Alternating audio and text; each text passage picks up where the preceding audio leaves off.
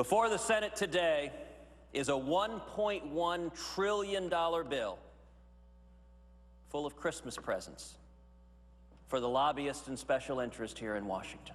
Now, we're watching as Congress passes yet another provision that was written by lobbyists for the biggest recipient of bailout money in the history of this country. Well, the Senate passed a $1.1 trillion spending bill last night to keep the government running.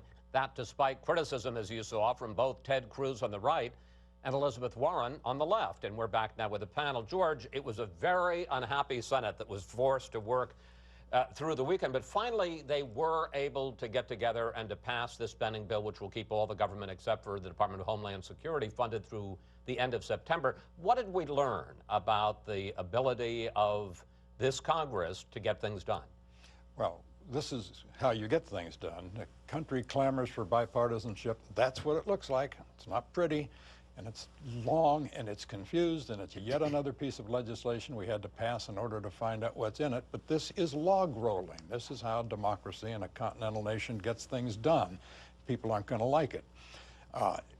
We had the politics of futile gesture has now become bipartisan. Elizabeth Warren and Ted Cruz together at last. No one knows what they were trying to accomplish, but that didn't seem to matter to them. I do think that this will change substantially.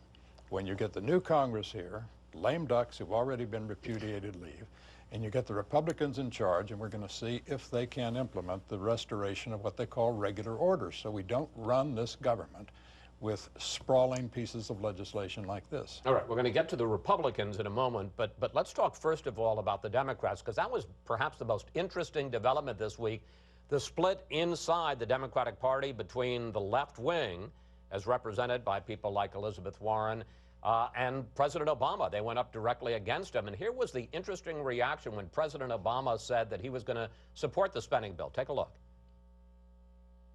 I'm enormously disappointed that the White House feels that the only way they can get a bill is to go along with this. If the president is lobbying, we do not like it, and we're saying to our members, don't be intimidated by anybody.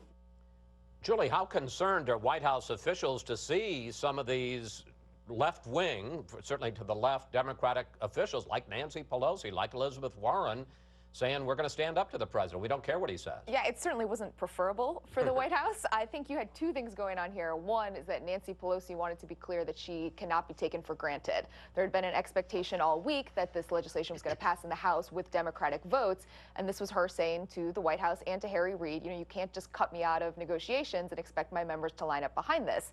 Second, we're just entering a new phase in the relationship between Obama and Democrats. These splits within the party have existed throughout his presidency. It's just that they've been papered over to some degree because the political interests of the White House and Democrats on the Hill have aligned.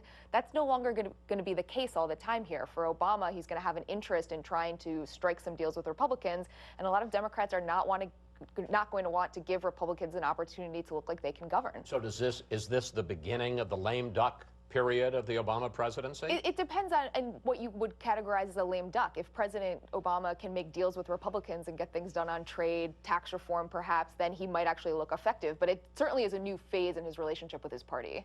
Michael, let's talk about the split among the Republicans. And once again, we saw Ted Cruz and a few others, like Mike Lee, going against the party leadership in their effort to try to get a vote specifically on the issue of executive action on immigration. What does this say about Mitch McConnell, the leader's ability to control his own caucus next year when he's in the majority? Well, I think that what you saw from both the right and the left is a bipartisan response against the way Washington, D.C. works. With all due respect to George, this is not some sort of piece of legislation where statesmen came together in bipartisan fashion and solved our country's problems. For most Americans out there, wages are stagnant. The price of housing is going up. The price of food is going up. Gas, how are you going to send your kid to college? And Washington, D.C. doesn't care. And they put forth one of the worst pieces of legislation, a $1.1 trillion spending bill that has a carve-out for Blue Cross Blue Shield, has a carve-out for Wall Street, reauthorizes something called the Overseas Private Investment Corporation, which provides taxpayer-backed loans so that the Four Seasons Hotel can build a resort in Turkey. I think they can pay for that on their own. And that's what's going on. And so most Americans look at Washington and they say, this isn't a town that's broken. It's a town that is a finely tuned machine to give carve-outs to the special interests who run that town, and they're sick of it. And I think that what Ted Cruz articulated was a desire to have an honest conversation about the president's lawless policy of handing out 5 million worker permits. He exercised his prerogatives as a senator to have that debate, and that's a good thing. Let me bring in George. George? Well, you, like Elizabeth Warren, have lit upon the obvious with a sense of profound discovery. That is, this is how big government gets big and stays big and operates. But let's not be scandalized by this, because this is, you said this is not a bunch of statesmen getting together in a disinterested manner. The memory of man runneth not to when that happened here. And I think what you have is, on a bipartisan fashion, the American people stepping up and saying, you know what?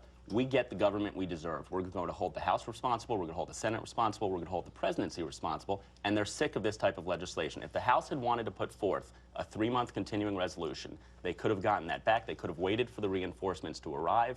The president said a couple of days later, Josh Earnest, that he would have signed that. We could have waited for the reinforcements to arrive. We could have had a conversation about the lawless policies of the president.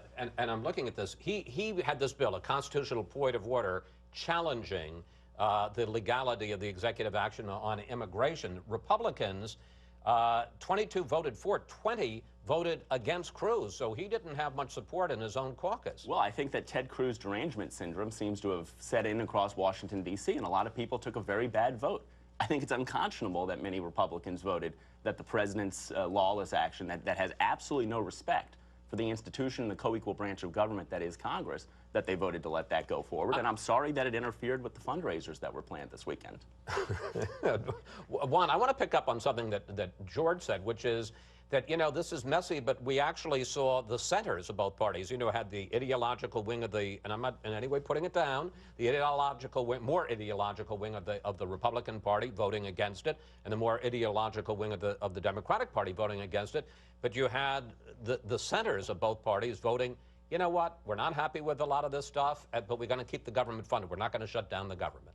Well, and I think there is a call for bipartisanship, for statesmanship, for compromise, log rolling, deal making. And this is the group. And by the way, historically, Chris, this is what you see when you have one party in control of Capitol Hill and the other party in the White House. You get a high level of legislative production. The question is, what are you getting, and, you know, is it worthwhile? I happen to think that Elizabeth Warren is exactly on target when she says, well, you know, Dodd-Frank may have some problems, but it should have been separated out and debated. Financial regulation. Yeah, and that deserved a separate discussion. But you can't have it and then say, oh, the alternative is shut down the government. I think that would have had terrible repercussions.